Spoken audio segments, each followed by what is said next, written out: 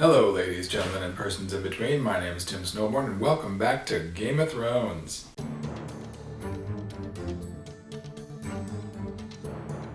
So, finally, after 6.5 seasons, it is time for Jon to meet Daenerys. Pretty exciting. Last episode, things did not end well for the Greyjoy family, or the Martells. Arya's taking a detour from her mission to kill Queen Ceirsi to go meet up with her family. Samwell's giving Jorah his little spa treatment. Let's see how this goes. The bastard of Winterfell. The dwarf of Casterly Rock.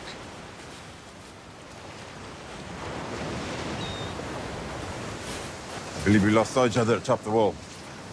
You were pissing off the edge, if I remember right. It's great that they're so friendly with each other right off the bat. It's only a model. Because of mistakes I made. Terrible mistakes. I would only be distracted. Oh, that's right. If Davos sees her, he's gonna flip his shit. And Daenerys probably doesn't know what she did to that girl.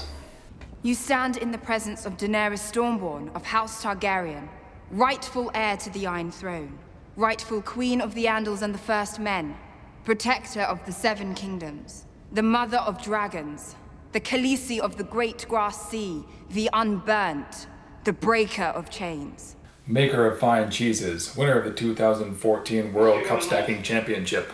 I am the last Targaryen, Jon Snow. Honor the pledge your ancestor made to mine. I have been sold like a brood mare. I've been shamed and betrayed, raped and defiled. Do you know what kept me standing through all those years in exile? Have you been stabbed 12 times in the gut? You know, she's got 3 dragons. She could fly over there and see the army of the dead herself right now. I'm hoping that the reason Theon is still alive is because he's still going to redeem himself. That's what I'm hoping. I might even go so far as to guess that Theon is going to be the one to kill Euron here.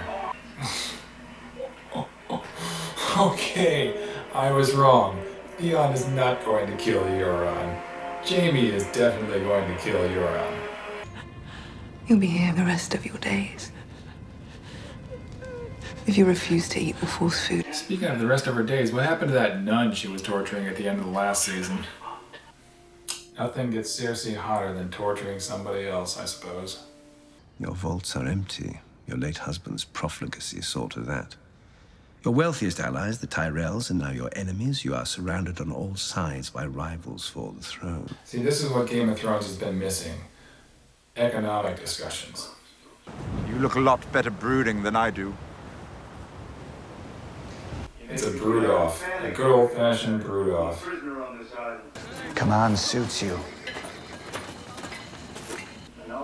Why is Littlefinger even following her around? Why is he allowed to follow her around? It's not like he's a trusted advisor.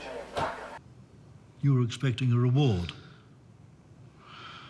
Your reward is not being immediately expelled from the Citadel. You'd better get started. This is a step up from cleaning bedpans. So you just let them take it? For now, they won't be able to hold it. Euron Greyjoy's navy burned their ships. We emptied the larders before we left. Eventually, they'll be forced to abandon their position and... Which glass contains the poison? The battle of wits has begun.